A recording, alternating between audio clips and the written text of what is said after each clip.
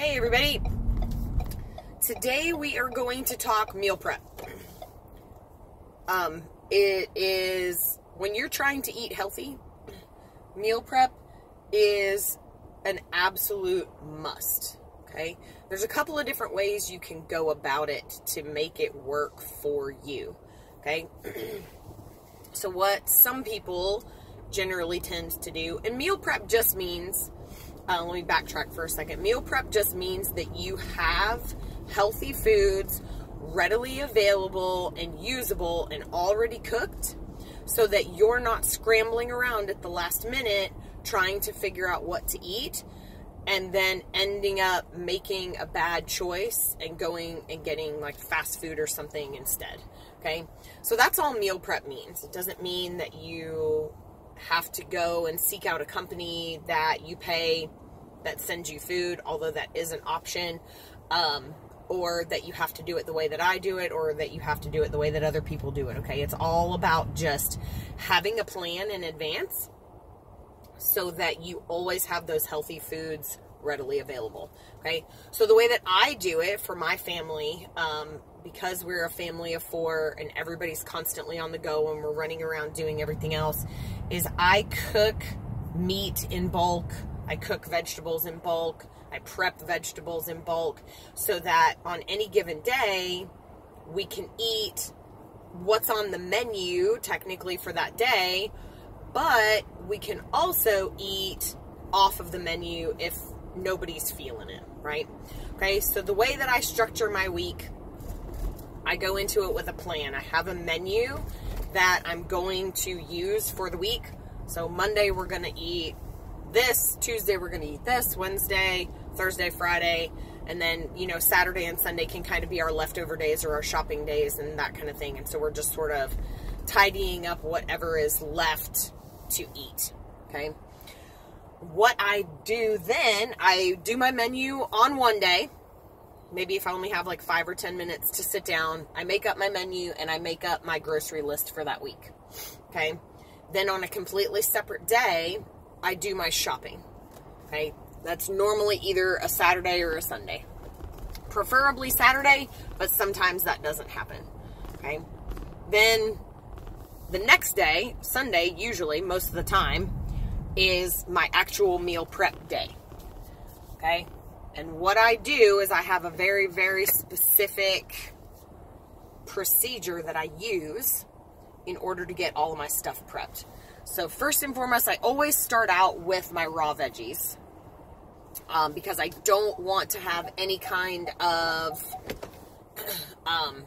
cross-contamination situation going on. I just parked, for those of you who watched me take my seatbelt off. So I'm not actually driving this time. First and foremost, I do all my veggies, okay, because I don't want any cross-contamination from, like, getting out raw meat and all of that kind of stuff. So I get out all of my veggies for the week. I wash them all. I chop them all up into smaller pieces, so stuff like green peppers and cucumbers, and all of that kind of thing. Then what I do is I line the container that I'm going to put them in. I don't store anything in plastic. I store everything in glass and or metal.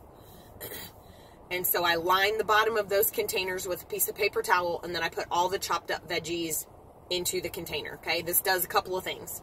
Number one, it helps to absorb some of the moisture from those more watery vegetables. It keeps them from going bad as quickly, okay? So that's super important. When you don't do that, your stuff is going to end up kind of getting all slimy and moldy and stuff like that a lot quicker than it would otherwise. So always line your containers with a piece of paper towel, okay? Once I'm done with my raw veggies, then I move on to my cooked veggies. And I kind of prep all of those, clean all of those, and get them into the oven or into a pan to kind of cook in that, however I'm going to do that, to get all of those prepped. So all I have to do is pull them out whenever I need to throughout the week, depending on what I want to eat. We do use a lot of frozen vegetables throughout the week as well.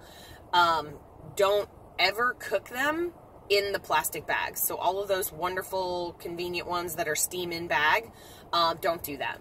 You don't want to microwave anything in plastic because that's going to leach all of those chemicals into the foods that you're eating, and then you're going to ingest those chemicals, and that's kind of a recipe for disaster. It's probably going to be a few years before we really start researching what that's doing to all of us.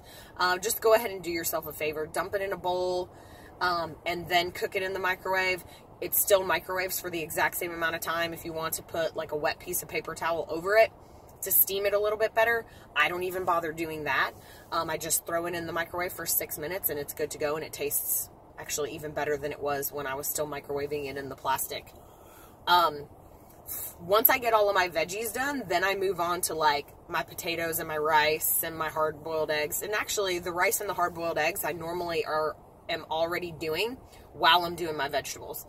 So all I have to do is kind of be chopping some stuff up, and then I reach over and I stir the whatever, go back to my vegetables and kind of do that. So I get my hard-boiled eggs for the week and my rice out of the way for the week while I'm kind of doing my veggies. What I also generally tend to do, so after veggies, is I do like potatoes and stuff.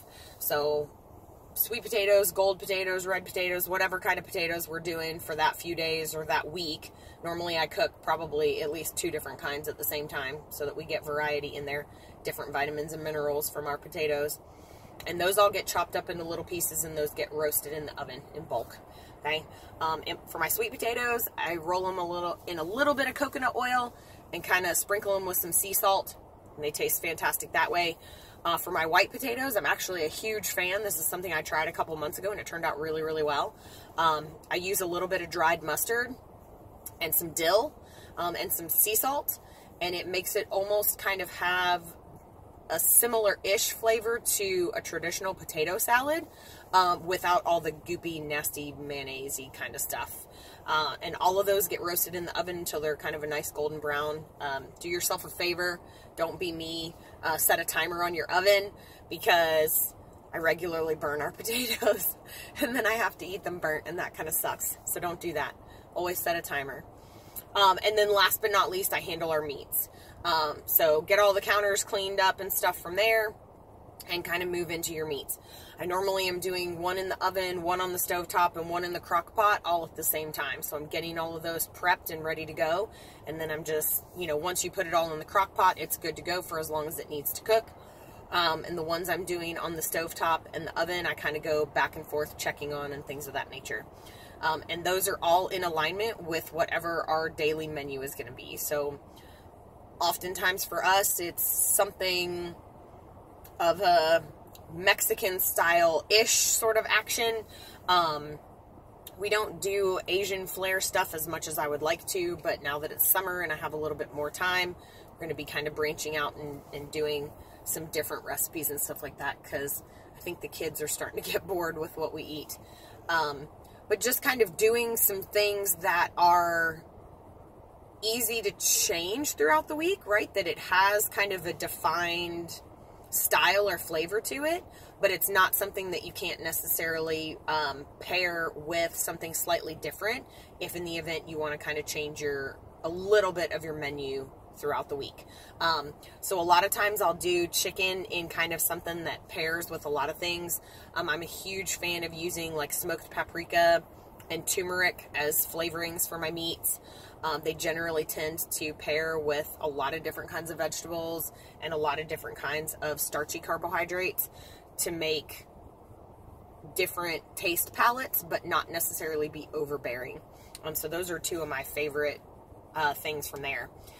And once I get all of those meats cooked, everything again gets put into glass or metal containers. Normally I don't do my meats in metal, only because you can't reheat them in that.